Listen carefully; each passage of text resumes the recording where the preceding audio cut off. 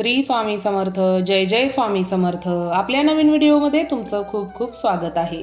आपल्या हिंदू धर्मामध्ये एकादशीला फार मोठं महत्त्व दिलं जातं. त्यातल्या त्यात पौषमध्ये येणारी पौष पुत्रदा एकादशी हिला तर खूप महत्त्व दिलं जातं. ही दूर होऊ लागतात, सर्व मनोकामना देखील पूर्ण होऊ लागतात आणि जीवनात सकारात्मक बदल घडायला सुरुवात होते.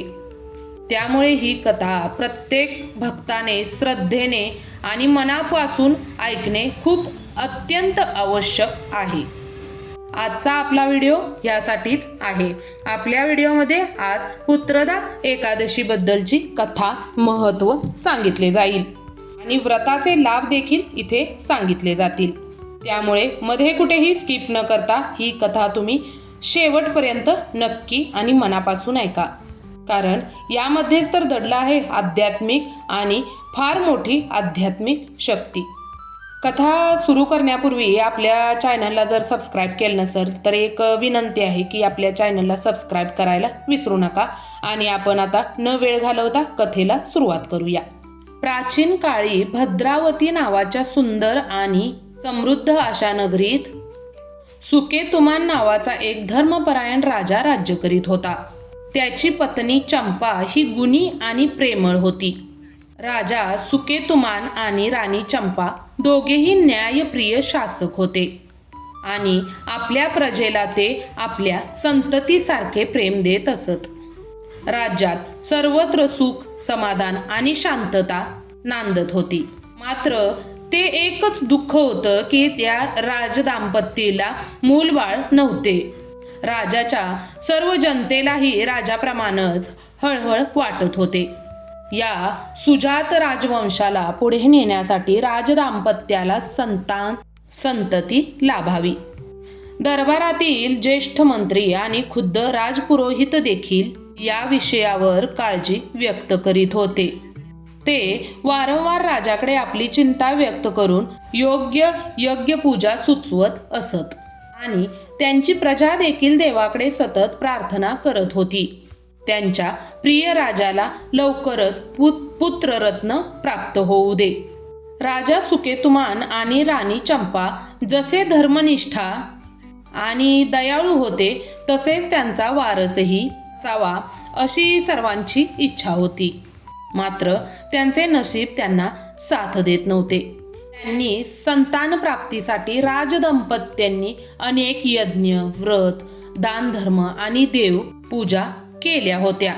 राणी चंपाने देवांच्या चरणी कित्येकदा तरी नवस बोलले होते, पण त्यांना ते दिवस येत नव्हते. वर्षामागून वर्ष निघून गेली आणि राजा सुकेतुमान दिवसेंदिवस अधिकच खिन्न होत चालले होते. राजवटीतील सर्व सुखसोयी असूनही राजाच्या मनाला समाधान नव्हते. आपल्या प्रजेचे कल्याण साधूनही त्यांच्या हृदयात एक पोकळी निर्माण झाली होती, कारण त्यांना स्वतःचं अपत्य लाड करण्यासाठी मूल नव्हते. एके दिवशी राजदरबारात सभा भरली होती. राजाचे सेनापती, अमात्य आणि प्रधानमंत्री आपल्या राजांसमोर विविध विषय मांडत होते. मात्र राजा सुकेतुमान यांचे मन तिथे काही रमेना. ते एकाही मुद्द्यावर प्रतिसाद देत नव्हते. शेवटी तिथे सगळ्यांना जाणवले की राजांचे चित्त दुसऱ्याच चिंतेत गुरफटले आहे. प्रधानमंत्री गंभीर स्वरात तिथे म्हणाले, महाराज, आम्हाला क्षमा असावी, पण आज आपण काहीतरी विचारात दिसत आहात. राज्यकारभारापेक्षा कोणती तरी चिंता आपल्याला ग्रासते आहे का? राजा सुकेतुमान भानावर आले आणि त्यांनी एक दीर्घ श्वास सोडला. प्रधानजी, तुम्हाला माहीतच आहे माझी काय चिंता आहे, असं ते आपल्या प्रधानमंत्रींना म्हणाले. त्यांनी उद्विग्नतेने सुरुवात केली. प्रधानमंत्र्यांनी त्यांना विनम्रपणे एक उत्तर दिले. हा विषय पुन्हा छेडून आपला दुःख आम्ही वाढवू इच्छित नाही महाराज, पण आम्ही सर्वही त्याच चिंतेने व्याकुळ आहोत. राज्याला पुढील वारसाची अतिशय गरज आहे. आपण आधीही अनेक यज्ञ, होम, हवन केले आहेत, पण तरीही देव आमची इच्छा पूर्ण का करीत नाहीत हे कोडीच आहे. प्रधानमंत्री त्यांच्या शब्दातून स्वतःची व्यथा इथे व्यक्त करू लागले. राजांनी निराशेने मान हलवली आणि हलक्या आवाजात ते म्हणाले, मी कोणत्या पापाचे फळ भोगतो आहे कोण जाणे प्रधानजी. प्रजेचं भलं करण्याचा मी नेहमी प्रयत्न केला, पण वैयक्तिक जीवनात मला एकही संतान नाही. माझे वैयक्तिक आयुष्य अपूर्णच राहिले. त्याच वेळी दरबारातील वयोवृद्ध राजगुरू पुढे आले आणि आपल्या राजांना म्हणाले, महाराज, देवाच्या लीला ह्या अगाध असतात. कदाचित योग्य वेळेने बाकी असेल. आपण अजून एकदा प्रयत्न करून बघावा. उदाहरणार्थ येत्या गुरुपुष्यामृत योगावर आपण विशेष यज्ञ पूजा करून बघूयात. प्रजेचेही सौभाग्य आहे की सर्वांना लवकरच आनंदाची वार्ता मिळेल. राजगुरूंच्या शब्दात आशेचा सूर होता. राजा सुकेतुमाने निश्वास सोडत उत्तर दिले, आचार्य, आपण म्हणाल त्याप्रमाणे आपण प्रयत्न करूयात. मी सर्व प्रयत्नांना तयार आहे. पण मी तुम्हाला खरे सांगू, माझे मन आता थकले आहे. काहीच करण्याकडे आता उत्साह उरलाच नाही. राजांच्या अंतकरणातील वेदना शब्दाशब्दात उमटत होत्या. सभेत काही क्षण गहन शांतता पसरली.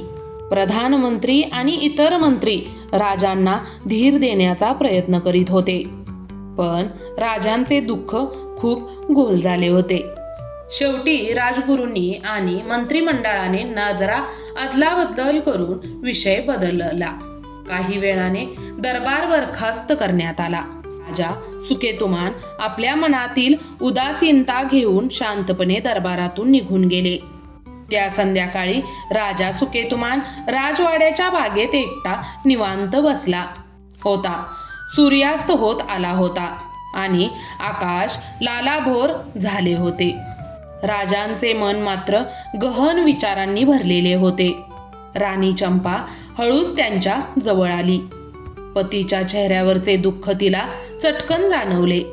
ती काळजीच्या सुरात म्हणाली, स्वामी, तुम्ही इतके अस्वस्थ का दिसत आहात? मला सांगा, काय झाले? राजाने उसासा टाकला आणि उदास स्वरात म्हणाला, प्रिये, माझ्या मनात खूप दुःख भरून राहिले आहे.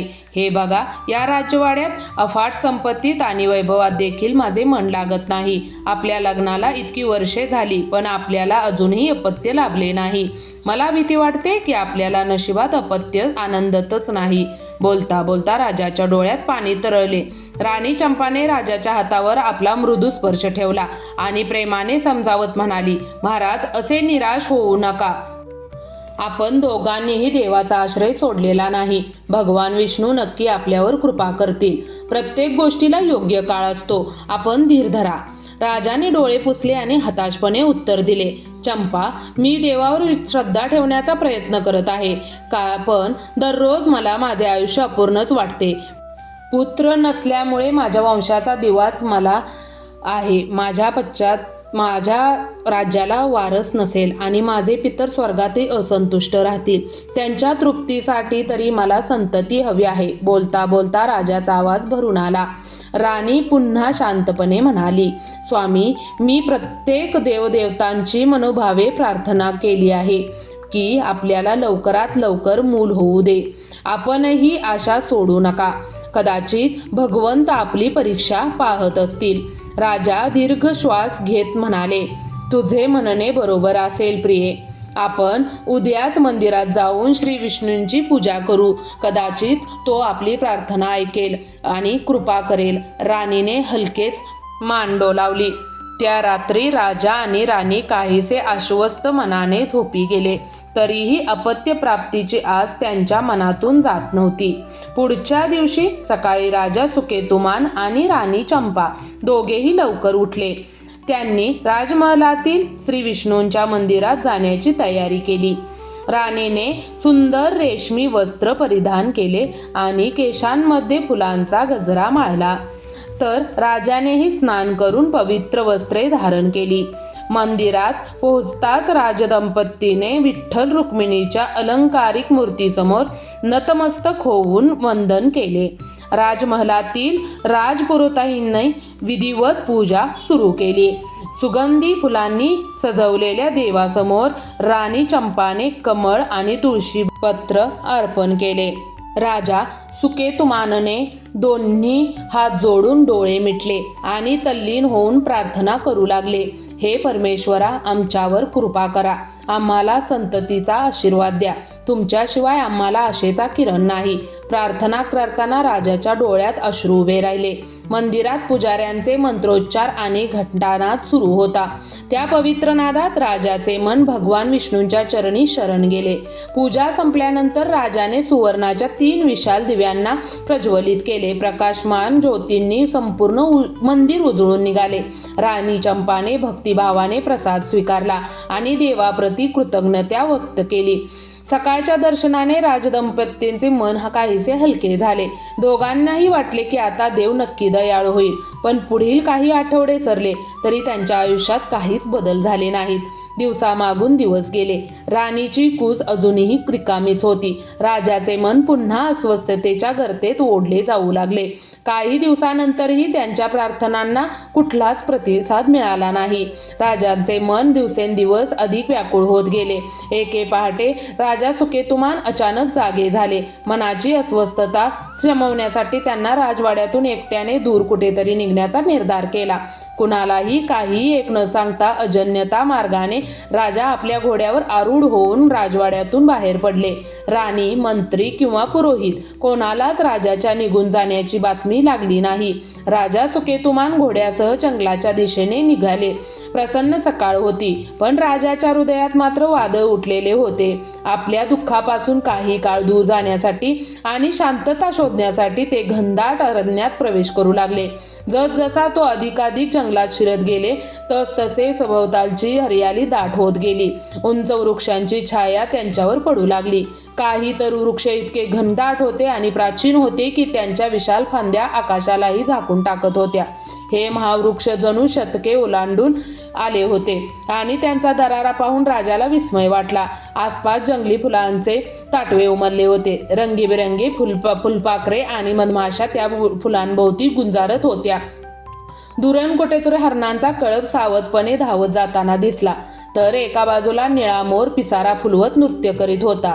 अरण्याच्या नीरव शांतेत नैसर्गिक सुरावलीची एक आलीप ऐकू येत होती आणि ती राज्याची व्याकुळ मनाला क्षणभर का होईना शांत करत होती. भोवती विविध पक्ष्यांचे किलबिल ऐकू येत होते. सूर्योदयांच्या कोवळी किरणे झाडांच्या पानांमधून चंचलपणे जमिनीवर पडत होती. त्या निसर्ग सौंदर्यातही राजाचे मन मात्र आपल्या मूलहीन अवस्थेबद्दलच विचार करत होते. किती वेळ जंगलात भटकला तरीही त्यालाही काही समजले नाही. सूर्य डोक्यावर येऊ लागला तसे दुपारची वेळ झाली. आता त्याला भूक आणि तीव्र तहान लागून त्रास होऊ लागला. पाण्याशिवाय पुढे एक पाऊलही कठीण झाले. सुकेतुमान राजा पाण्याच्या शोधात व्याकुळ होऊन इधर उधर पाहू लागला. त्याला घनदाट जंगलात कुठे स्वच्छ पाण्याचा झरा किंवा ओवाळा सापडतो का म्हणून तो आणखी खोल जंगलात जाऊ लागला.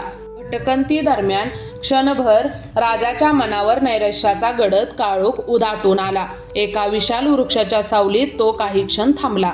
सतत चालून तो कंटाळला होता व थकूनही गेला होता आणि मनात भीषण विचारांची गर्दी होऊ लागली. मला या जीवनात काहीच सुख नाही. संततीविना माझे जीवनच व्यर्थ ठरले आहे. असा निरर्थक जीव जगण्यापेक्षा इथेच प्राण सोडले तर, स्वतःच्याच मनात तो विचार करू लागला. दुर्दैवाने आत्महत्या करण्याचा एक क्षणिक संकल्प त्यांच्या मनात चमकून गेला. पण पुढच्या क्षणीच कुठून तरी अंतरात्म्याचा आवाज आला. नको सुकेतुमान, असा कृत्य घोर पाप आहे. त्याने तुझे दुःख संपणार नाही, उलट आत्म्याला कलंक लागेल. हा दुबळेपणा सोडून दे. राजाने डोळे घट्ट मिटले आणि अर्धवट डोक्यात आलेला वाईट विचार झटकून टाकला. भगवंतावर श्रद्धा ठेव, स्वतःवर असा घाला घालू नकोस. तो स्वतःलाच धीर देऊ लागला. थोड्या वेळाने राजाला पुन्हा उभारी आली. त्याने निश्चय केला की जितके जमेल तितके पुढे जाऊन पाहू, आशा सोडायची नाही. आपला घोडा घेऊन तो पाण्याच्या शोधार्थ पुन्हा निर्धारपूर्वक आगमन करू लागला. राजा पुढे पुढे जातच राहिला. दुपार करायला आले. तसेच त्याच्या तहानेने अधिकच ग्रासले. आता मात्र देवाची कृपा झाली. कोणत्या तरी शुभ पुण्य फळामुळे राजाला काही अंतरावर लखलखणारे पाणी दिसले. तो आशेने घोड्याला त्या दिशेने घेऊन गेला. तेथे त्याने एक सुंदर सरोवर पाहिले. त्या सरोवराचे पाणी निळेशार निर्मळ होते आणि पाण्यावर शुभ कमलांची फुले तरंगत होती. सरोवराच्या काठावर काही राजहंस आणि बदके शांत विराह करत होती. परिसरात एक स्वर्गीय शांतता जाणवत होती. राजाने घोड्यावरून उडी मारली आणि घाईघाईने सरोवराच्या निर्मळ पाण्याचे घोट भरून प्यायला. थंडगार पाणी प्यायल्याने राजाची तीव्र तहान भागली आणि शरीराला नवे बळ मिळाले. सरोवर तहान भागल्यानंतर राजाने आजूबाजूस निरीक्षण केले. त्याला लक्षात आले की सरोवराच्या किनाऱ्यावर काही आश्रम दिसत आहेत. दूरवर त्याने अनेक ऋषीमुनी एका समूहात आसनावर बसलेले पाहिले. ते सर्व ध्यान आणि वेद पठणात तल्लीन होते. त्या परिसरात शुद्ध मंत्रांचे उच्चार घुमत होते. बहुतेक सर्व ऋषी प्रसन्न मुद्रेने डोळे मिटून शांत हास्य चेहऱ्यावर ठेवून बसले होते. काही जण पद्मासनात तर काही जणी वृक्षाखाली सुखासनात ध्यानस्थ होते. काही ऋषींकडे जटांचे मुकुट होते तर काहींनी रुद्राक्षाच्या माळा घातल्या होत्या. कुणाच्या कपाळावर भस्माचे त्रिपुट होते तर सूर्यप्रकाशात त्यांची श्वेत दाढी व केश प्रकाशमान भासत होते. या तेजस्वी मुकुटधारी योगीजनांचे दर्शन होताच राजा सुकेतुमानाच्या हृदयात अद्भुत पूर्व शांतीची अनुभूती येऊ लागली. इतक्यात राजाला एक विलक्षण शकून जाणवला. त्याचा उजवा डोळा आणि उजवा हात अचानक हलकेसे फडफडले. पुरुषाचा उजवा डोळा आणि उजवा हात फडफडल्याने शुभफलाची चाहूल मांडली जाते. हे पाहून राजाच्या हृदयात आशेचा किरण चमकून गेला. एवढ्या दूर अरण्यात पूज्य ऋषींचे दर्शन झाल्याने तो मनोमन धन्यता मानू लागला. राजा सुकेतुमानाने विनम्रतेने त्या ऋषीमुनींच्या दिशेने पावले टाकली. तो हळूहळू त्यांच्या जवळ गेला. त्याने दोन्ही हात जोडून सभेमधील सर्व ऋषींसमोर नतमस्तक होऊन वंदन केले आणि लीन भावनेने त्यांच्या पायांना माथा टेकवला. ऋषीमुनींनी देखील प्रसन्न मुखाने त्याला आदराने उठवून बसण्यास सांगितले आणि आशीर्वाद दिला. त्यांचा मधुर आशीर्वाद स्वर जंगलात घुमला. एका ज्येष्ठ ऋषींनी सौम्य हसत प्रश्न केला, राजन, तू कोण आहेस आणि या दुर्गम वनात असा कसा आला आहेस? आम्हाला तुझ्याबद्दल सांग बरं. इतर ऋषीही उत्तराची प्रतीक्षा करत राजाकडे प्रेमाने पाहू लागले. राजा सुकेतुमान नम्र स्वरात उत्तर दिले, मुनिवर, मी भद्रावती नगरीचा राजा सुकेतुमान आहे. वनात शिकार करत करत वाट चुकलो आणि भटकत इथवर आलो. त्याने नम्रपणे आपली ओळख सांगितली. पुढे तो भावूक होत म्हणाला, आज आपल्या पवित्र दर्शनाने माझे जीवन धन्य झाले. परमेश्वराचीच कृपा की मला इथे तुमचे चरण पाहायला मिळाले. राजाचे विनम्र शब्द ऐकून ऋषी मंडळी समाधानाने हसली आणि राजा आजूबाजूला पाहत कुतूहलाने म्हणाला, हे महर्षीजन, या शांत सरोवराच्या तीरावर आपण सर्व कोणत्या पुण्यकर्मासाठी जमलात? आज येथे काही विशेष आहे का? कृपया मला सांगा. त्यावर एका ऋषींनी उत्तर दिले, राजा सुकेतुमान, आम्ही सर्व विश्वदेव आहोत. काही दिवसांनी माघ महिना सुरू होणार आहे आणि त्या पवित्र महिन्यात स्नान यज्ञांची सुरुवात होईल. त्याची तयारी म्हणून आम्ही या पवित्र सरोवरात स्नानासाठी एकत्र आलो आहोत. विशेष म्हणजे आज पौष महिन्यातील शुक्ल पक्षातील एकादशी तिथी आहे. या एकादशीला पुत्रदा एकादशी म्हणून ओळखले जाते. दुसरे एक ज्येष्ठ ऋषी पुढे आले आणि म्हणाले, हे व्रत अतिशय पुण्यकारी असून संतती प्राप्तीची इच्छा असलेल्या व्यक्तींना त्याच्या पालनाने उत्तम फल मिळते. जो भक्त आजच्या दिवशी उपवास करून भक्तिभावाने श्री विष्णूंची पूजा करतो त्याला भगवान नक्कीच पुत्र प्राप्तीचा किंवा इतर इच्छित फलाचा आशीर्वाद देतात. हे ऐकताच राजाच्या हृदयात दाट निराशेच्या काळात अचानक प्रखर आनंदाचा प्रकाश पसरला. आपल्या कानांवर विश्वास न बसल्यासारखंच जो काही क्षण स्तब्ध राहिला. दचकून त्याच्या डोळ्यात आनंदाश्रू तरळले. तो भावनाविवश होत क्षणभरात त्याच ऋषींच्या चरणांवर कोसळला आणि गदगदित आवाज विनवू लागला, हे ऋषीवर, मी फार दुर्दैवी आहे. माझ्या घराण्यात एकही संतती नाही. पुत्रप्राप्तीच्या आशेने मी कित्येक यज्ञपूजा केल्या आहेत, कितीही प्रयत्न केले आहेत, पण माझी इच्छा अद्याप पूर्ण झालेली नाही. आता आपल्या कृपेने आणि या आपल्या पवित्र व्रताच्या प्रभावानेच मला आशेचा किरण दिसत आहे. कृपा करून मला या पुत्रदा एकादशीचे व्रत कसे करावे आणि याची विधी मला सांगा आणि आपल्या आशीर्वादाने मला पुत्र प्राप्ती द्यावी. मी आजच संपूर्ण निष्ठेने हे व्रत आचरण करण्यास तयार आहे. राजाची आर्त विनंती ऐकून ऋषी मंडळींचे हृदय दळदळल्यासारखे झाले.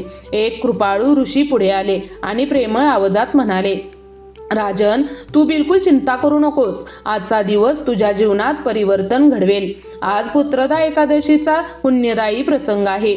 तू या व्रताचे सर्व नियम श्रद्धापूर्वक पाळ. आमच्या सोबत या सरोवरात स्नान करून देवाची उपासना कर. आम्ही सर्वजणही हे व्रत पार पाडत आहोत. तुझे भाग्य उजवे आहे की अरण्यात स्वतः विष्णूंची कृपा तुला धावून मिळाली आहे. आम्ही तुला आशीर्वाद देतो. या व्रताच्या प्रभावाने आणि श्री विष्णूंच्या कृपेने तुला नक्कीच सुयोग्य पुत्राची प्राप्ती होईल. बाकीच्या सर्व ऋषींनीही तथास्तु असा एकमुखी उच्चार करून राजाला आश्वस्त केले. राजाचे हृदय आनंदाने भरून आले. त्याने पुन्हा सगळ्यांना वंदन केले. राजा सुकेतुमानने तत्परतेने त्या दिवशीचे व्रत स्वीकारले. सर्वप्रथम त्यांनी पवित्र सरोवरात भक्तिभावाने स्नान केले आणि ओले वस्त्र बदलून स्वच्छ पांढरी वस्त्रे धारण केली. त्यानंतर ऋषींच्या आश्रमात उभ्या आसमंताला साक्ष ठेवून त्यांनी विष्णूंची पूजा सुरू केली. उपवासाचे कठोर नियम पाळण्याचा त्यांनी संकल्प केला. राजाने अन्न जलाचा त्याग करून केवळ पाण्याचेही त्याग करण्याची तयारी दर्शवली. पण ऋषींनी त्याला फक्त पाणी पिऊन उपवास करण्यास सांगितले. दिवसभर तो ऋषींबरोबर भजन, पूजन आणि भगवान विष्णूंच्या महिमेची कथा, कीर्तन, श्रवण करण्यात रमले. विष्णूंच्या दिव्य लीलांची कथा ऐकताना राजाचे चित्त अधिकाधिक शांत आणि भक्तिमय होत गेले. वैकुंठात भगवान विष्णूही आपल्या भक्तांची ही निष्ठा पाहून प्रसन्न होत होते. राजाच्या परमार्थ भावनेने परमेश्वरावर प्रभावित झाले आणि मनोमनी त्यांनी आशीर्वाद दिला. या एकादशीच्या पुण्यबलाने या राजाच्या मनोकामना पूर्ण होऊ देत.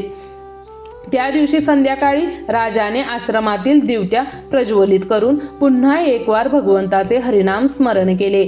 सूर्य मावळून अंधार दाटला तरी राजा आपल्या संकल्पावर ठाम होता. एकादशीच्या रात्री त्याने पूर्ण जागरण केले. शीतल चांदण्यांनी भरलेल्या आकाशाखाली आश्रमाच्या परिसरात राजा डोळे मिटून बसला होता आणि भगवान विष्णूचे ध्यान करत होता. कधी तो श्रीराम नाम जपत होते तर कधी श्रीकृष्णांच्या लीलांचे गुणगान मनात गुणगुणत होते. त्या वनातील त्या लहानशा आश्रमात राजाला अलौकिक शांततेचा अनुभव येत होता. जणू काही त्याने आपल्या सर्व चिंता, वेदना आणि आकांक्षा हळूहळू श्री विष्णूंच्या चरणी समर्पित केल्या होत्या. त्या रात्री एक अद्भुत समाधान त्यांच्या चेहऱ्यावर पसरले होते. पुढील दिवशी सकाळ झाली आणि त्या दिवशीचा शुभ प्रहर उजडला. सूर्योदयाच्या क्षणी राजाने विधीपूर्वक व्रताचे पारणा करण्यास सुरुवात केली. आश्रमातील ऋषींच्या मार्गदर्शनाखाली त्यांनी सरोवराच्या जलाने आचमन करून उपवास सोडला.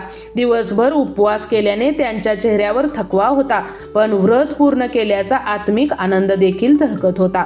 सुकेतुमान राजाने सर्व ऋषीमुनींचे आदरपूर्वक पुन्हा एक वार आभार मानले आणि पाय धरून त्यांच्या प्रणाम केला. सर्वश्रेष्ठ ऋषीमान त्याला उदंड आयुष्याचे आणि इच्छापूर्तीचे आशीर्वाद दिले. राजा सुकेतुमान, तुला लवकरच आपल्या व्रताचे चांगले फल मिळेल. श्री हरी तुला तेजस्वी पुत्र प्रदान करतील, असे शुभवचन ऋषीजनांनी उच्चारली. आकाशात तेव्हा स्वच्छ सूर्यप्रकाश पसरला होता. राजाच्या मनातील जड दुःख जणू वितळून गेले. त्याला हलके हलके वाटायला लागले होते.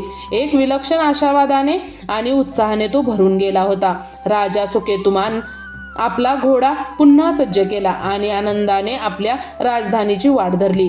भगवन, तुझ्या कृपेमुळेच आज माझ्या जीवनभराच्या अभिलाषेला दिशा मिळाली, असे तो मनात म्हणत देवाचे पुन्हा पुन्हा स्मरण करत होता. त्याच्या अंतःकरणात आता समाधानाचे आणि आशेचे कारंजे उडत होते. स्वतः विष्णूंचे स्तुतिगान तो हृदयात गात होता. घोडा सुसाट पळवत तो आपल्या भद्रावती नगरीकडे वेगाने निघून गेले. इकडे भद्रावती राजवाड्यात राजा सुकेतुमान अचानक बेपत्ता झाल्याने सर्वत्र हळहळ व्यक्त केली जात होती. महाराज कुठल्याही सूचना न देता निघून गेल्याचे समजताच राणी चंपा प्रचंड व्याकुळ झाली होती. दरबारातील मंत्री, अंगरक्षक आणि सैनिक राजांचा चहूबाजूंनी शोध घेऊ लागले होते. पण एक रात्र आणि एक दिवस उलटून गेला तरी राजांचा मागमूस मिळत नव्हता. राणीने एक दिवस रात्र देवी देवतांना साकडे घातले. पतीच्या कुशलतेसाठी मनोकामना प्रार्थना केली. हे ईश्वरा, माझे स्वामी सुखरूप परत येऊ देत, असे ती पुन्हा पुन्हा देवाला विनवित होती. राजवाड्यातील वातावरण चिंतेने भारले होते. दुसऱ्या दिवशी संध्याकाळ होत आली असता राजवाड्याबाहेर तटावर राखण करणाऱ्या सैनिकांना दूर क्षितिजावर धुळीचे लोट उठताना दिसले. थोड्याच वेळात त्यांना एक अश्वारूढ व्यक्ती वेगाने येताना आढळला. बऱ्याच वेळ आल्यानंतर त्यांनी ओळखले, तो आपले राजाच आहेत, सुकेतुमान. राजाच्या आगमनाची वार्ता वाऱ्यासारखी संपूर्ण राजवाड्यात पसरली. दरबारातील सर्वजण खुश झाले आणि चंपा ही बातमी कळताच आनंदाने उडीच मारेल की काय अशी स्थिती त्यांची झाली. तिला स्वतःच्या कानांवर विश्वास बसेना. ती तात्काळ मंदिरात धावली आणि देवाला मनोमन नमस्कार करून देवा हजारो धन्यवाद असे म्हणाली. मग भरभर पावले टाकीत ती राजवाड्याच्या प्रवेशद्वाराकडे गेली आणि राजा सुकेतुमान आपला घोडा दौडवत दरवाजापाशी आले. तो घोड्यावरून उतरतो न उतरतो तोच राणी चंपा धावत जाऊन त्यांच्या भेटीला पोहोचली. स्वामी, एवढेच शब्द तिच्या तोंडून निघाले आणि आनंदाश्रूंनी ती ओथंबून आली आणि राणीने दोन्ही हातांनी भगवानांचे आभार मानले आणि पतीला वळसा घालून सावरण्याचा प्रयत्न केला. तुम्ही सुखरूप परत आलात, हे भगवानाचे आशीर्वादच आहेत. तुम्ही अचानक कुठे निघून गेला होता? मला किती काळजी वाटली होती माहिती आहे का? असे ती अधीरतेने बोलू लागली. राजाच्या डोळ्यातही अश्रू उभे राहिले आणि त्यांनी राणीच्या खांद्यावर हात ठेवला आणि प्रेमाने म्हणाले, प्रिय चंपा, मला माफ कर. मी तुला काही न सांगता निघून गेलो. पण माझे मन एवढे व्याकुळ झाले होते की मी स्वतःवर ताबा ठेवू शकलो नाही. पण पहिले तू शांत हो, मी सुखरूप परतलो आहे. राजा सुखरूप आल्याने राणीला आपल्या प्रवासात घडलेल्या सर्व घटना कथन केल्या. कसा तो जंगलात गेला, भरकटला, ऋषींचे अद्भुत दर्शन कसे झाले, पुत्रदा एकादशीचे महत्त्व आणि व्रत कसे केले, सारं काही त्यांनी उत्कटतेने आपल्या राणीला सांगितले. अद्भुत वृत्त ऐकून राणी चंपाने अक्षरशः भारावून गेल्या. तिने टाळ्या वाजवत नकळत दोन्हीही हात जोडले आणि श्री विष्णूंना मनोवन वंदन केले. भगवान विष्णू खरंच महान आहेत. त्यांच्या कृपेनेच आता आपल्याला पुत्रप्राप्ती होणार आहे, राणी आनंदाने म्हणाली. राजा सुकेतुमानेही उत्स्फूर्तपणे जय विष्णू असा उद्गार काढला. दोघांचेही चेहरे आशेने उजळून निघाले होते. सारा राजवाडा त्या संध्याकाळी परम आनंदात न्हाऊन निघाला. त्या घटनेनंतर फार काळ लोटला नाही. परमेश्वराची कृपा प्रत्यक्ष घटनेत उतरू लागली. राणी चंपाच्या अंगी काही नव्या लक्षणांनी राजवैद्यांना सुखद शंका आली. काही दिवसांनी तपासणीनंतर राजवैद्यांनी खुशखबर दिली की राणी चंपा गर्भवती असण्याचे स्पष्ट झाले आहे. ही आनंद वार्ता समजताच राणीच्या आनंदाला पारावार उडला नाही. आनंदाच्या भरात राणी चंपाच्या डोळ्यातून आनंदाश्रू धारा धरू लागल्या. तिने दोन्ही हात उंचावून देवाचे आभार मानले. तत्क्षणी सेवकांनी ही गोड बातमी राजवाड्यात पसरवली. ऐकता ऐकता संपूर्ण परिसरात आनंदाचे जल्लोषाचे स्वर घुमू लागले. राजा सुकेतुमानला बातमी समजताच त्याने हसत मुखाने राणीचा हात हातात घेतला. दोघांनीही एकमेकांकडे बघत जय श्री हरी असा उद्गार काढला. राजाने मनोमन देवांचे आशीर्वाद मानले. गर्भधारणेपासून पुढील काळ अत्यंत सावधानतेत आणि आनंदात व्यतीत झाला. राणी चंपांची उत्तम काळजी घेतली जाऊ लागली. राजवैद्यांनी तिच्या आहार आरोग्याची पूर्ण योजना आखली. रोज सकाळी राजा सुकेतुमान स्वतः कुलदेवतेच्या देऊळवाटी तेलाचा दिवा पेटवत देवीला नमस्कार करीत आणि राणीच्या उदरातील बाळाच्या आरोग्यासाठी प्रार्थना करीत असे. राजवाड्यात उत्साहाचे वातावरण पसरले होते. नव्या पाहुण्याच्या आगमनाच्या प्रतीक्षेत सारा कारभार अधिक उमेदाने चालू होता. राणीच्या डोहाळ्याचे जेवणाचे समारंभही पारंपरिक रीतीने मोठ्या थाटामाटात साजरे झाले. राज्यातील सर्व मानकरी स्त्रिया आणि सुबक देवीदासी राणीला आशीर्वाद देण्यासाठी जमल्या. राणी चंपाला हळद कुंकू वाहिले, सुंदर पैठणींची ओढणी पांघरली आणि श्रीफळ दिले. सगळ्यांनी मिळून श्रीशक्तीचे गाणे गायले आणि राणीच्या डोळ्यांना साखर आणि मिठाई भरवली. सगळ्यांचेच अंतकरण भावनांनी भरून आले होते. दरबारातील कर्ते पुरुषही मंदिरात जाऊन साखर अर्पण करून आले. संपूर्ण राज्यात जणू त्या होणाऱ्या जन्माचे स्वागत करण्यास सज्ज होते. काही महिन्यांनी शुभमुहूर्तावर राणीने प्रसूतीसाठी वेदना सुरू झाल्याची वार्ता आली. राजवैद्य, अनुभवी दाईमाई सर्व हजर झाले. राजाने स्वतः मंदिरात जाऊन तेलाचे दिवे प्रज्वलित केले आणि लक्ष्मीनारायणाला साकडे घातले. अखेर ती मंगलघडी येऊन टेकली. प्रसूतीगृहातून नवजात बाळाच्या पहिल्या रडण्याचा आवाज आला आणि त्याच्या डोळ्यातून आनंदाश्रू ओघळले. देवाला मनात धन्यवाद देत ती दाराशी थांबले. थोड्या वेळाने दाईबाईंनी बाहेर येऊन आनंद वार्ता दिली. राजन, तुम्हाला पुत्र झाला आहे. सुजलाम सुफलाम राज्याला युवराज प्राप्त झाला आहे. या शब्दांसह आनंदाचा एकच जल्लोष उठला. राजाने हर्षाने दाईला भरभरून इनाम दिले. राणी चंपाने निरागस बाळाला हृदयाशी धरून पहिलीच नजर प्रेमाने पाहिले तेव्हा तिथे उपस्थित सगळ्यांच्या डोळ्यांच्या कडा पाणावल्या. राजा सुकेतुमानही आत गेला. त्या लहानशा देवदत्त बाळाचे कमळासारखे सुंदर मुख पाहून तो नतमस्तक झाला. त्याने राणीच्या कपाळावर प्रेमाने हात फिरवला. चंपा, आपल्या प्रेमाचा हा दिव्य फल आहे, तो कृतज्ञतेने म्हणाले. राणीचे मन आनंद आणि आस्वात्सल्याने भरून आले होते. त्या क्षणी दोघांनीही जय भगवान विष्णू असा गजर केला. राजकुमाराच्या जन्माने संपूर्ण भद्रावती राज्यात मोठा उत्सव सुरू झाला. प्रजेनेच नव्हे तर इंद्रदेवानेही जणू आनंदाश्रू बरसवले असे ते दिवशी सर्वत्र म्हटले गेले. राजवाडा रोषणाईने न्हाऊन निघाला. रंगीबेरंगी फुलांच्या माळांनी प्रवेशद्वारापासून सभागृहापर्यंत सजावट करण्यात आली. सहस्रोद्दीन द्वीप प्रज्वलित करून महाल प्रकाशमान केला. नगारे वाजवले, शंखनाद झाले आणि आनंदाचे घोष सुरू झाले. प्रजाजनांनी आनंदाने नृत्य गायन करून आपल्या राजदंपत्याचे सुखात आपला सहभाग दर्शवला. गल्लोगल्लीत पेढे, लाडू आणि सुगंधी वड्या वाटू लागल्या आणि अनेक गिरिजान आणि दूरवरच्या प्रजानांनाही राजवाड्याकडे धाव घेतली. प्रत्येक जण आपल्या लाडक्या राजाला आणि राणीला शुभेच्छा देऊ लागले. राजा सुकेतुमान त्या प्रसंगी भरघोस दानधर्म जाहीर केले. गरजू प्रजेलाही अन्न वस्त्रांचे वाटप झाले. ब्राह्मणांना सोने रुपे दान दक्षिणा दिली. मंदिरात विशेष विष्णू पूजा आणि नामसंकीर्तनाचे आयोजन करण्यात आले. संपूर्ण राज्यात हा दिवस अति आनंद आणि उत्साहाने साजरा केला गेला. नवजात राजकुमाराचा नामस्मरण सोहळा आठवड्याने थोटात पार पडला. ऋषीमुनी आणि विद्वान ब्राह्मण यांच्या सल्ल्यानुसार आणि सर्वांच्या संमतीने बाळाचे नाव विष्णुदत्त असे ठेवण्यात आले. अर्थ, भगवान विष्णूंकडून देण्यात आलेला अमूल्य वरदान. हे नाव ऐकताच सर्वांनी टाळ्या वाजवून दाद दिली आणि तो मुलगा खरोखर ईश्वरी आशीर्वादाने जन्माला आला होता. प्रेमाने मात्र राजमाता त्याला विश्वू असे म्हणू लागली आणि राजाला आपल्या पुत्राचे ते लाडके नाव अत्यंत आवडू लागले. विष्णुदत्त राजकुमार दिवसेंदिवस मोठा होऊ लागला. बालपणीपासूनच तो अत्यंत रूपवान आणि कृशाग्र बुद्धीचा होता. राजा सुकेतुमान आणि राणी चंपा आपल्या पुत्रावर अपरंपार प्रेम करत होते. राजकुमाराला लहानपणापासूनच उत्तम शिक्षण आणि संस्कार देण्यात आले. त्याच्या देखरेखीसाठी विद्वान गुरु नेमले गेले. बालवयात त्याने मार्मिक प्रश्न विचारून आणि चतुर खेळ खेळून सर्वांचा अनुपम लाडका बनवून घेतला. जसजसा तो वाढू लागला तसतशी त्याच्या अंगी पराक्रम, शौर्य आणि दयाळूपणा हे तीनही गुण चमकू लागले. तरुणपणीच त्याने आपल्या सुज्ञ वागणुकीने आईवडिलांचे आणि गुरुजनांचे मन जिंकले. पुढे जाऊन हाच राजकुमार आपल्या पित्याचा वारसा पुढे नेत गादीवर आरूढ झाला. त्याच्या सुशासनाने आणि वीरतेने राज्यात पुन्हा एक सुवर्णकाळ अवतरला.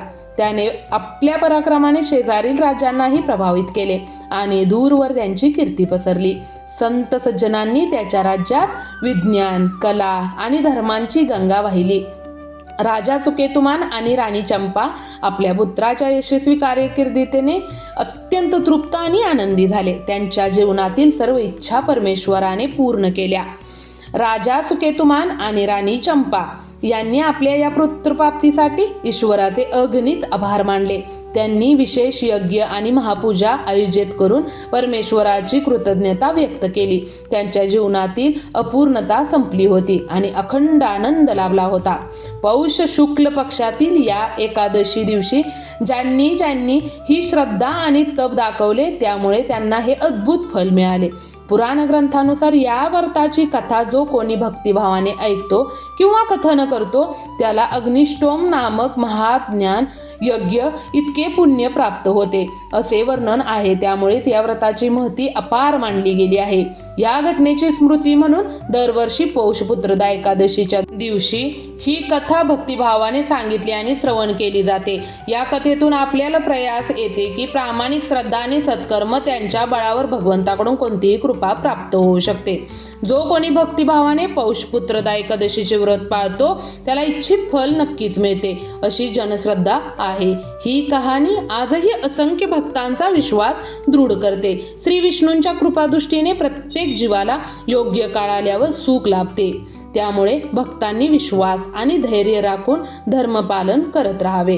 शेवटी या पवित्र पौषपुत्रदा एकादशी व्रत कथेत विष्णू भक्तीचा विजय आणि श्रद्धेचा महिमा यांचे सुंदर दर्शन घडत आहे. श्री स्वामी समर्थ. जय जय स्वामी समर्थ. जय श्री हरी.